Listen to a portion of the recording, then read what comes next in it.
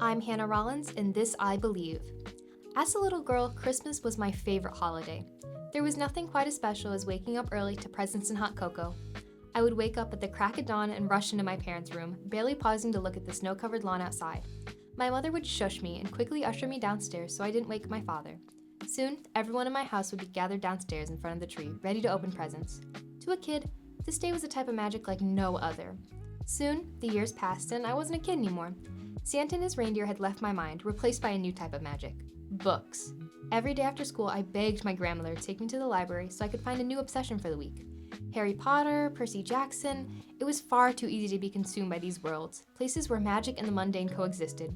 Between the pages of these books, people could heal any injury, fly without a plane, and move things with their minds. How could our world compare? I lived with this mindset for years, but one day, something changed. I was working in a summer camp when one of my friends mentioned that he attended a boarding school. He took the train there every year. How cool! To me, trains were special, reserved only for the best trips, but he said something that shocked me. He thought trains were boring. He had taken that trip so many times that he had lost his sense of wonder. It made me stop and ask myself, how much magic had normality drained from my life? I pondered this question as I exited the air-conditioned building and got into my car. As I sat there thinking, the answer was all around me. Looking around my room, I now see the world with new eyes. I look at my phone that allows me to talk to anyone in a moment's notice, and I think about how amazing this little piece of metal is. I think of my car and how it can travel faster than anyone imagined. I even think of my microwave that gives me hot food within seconds.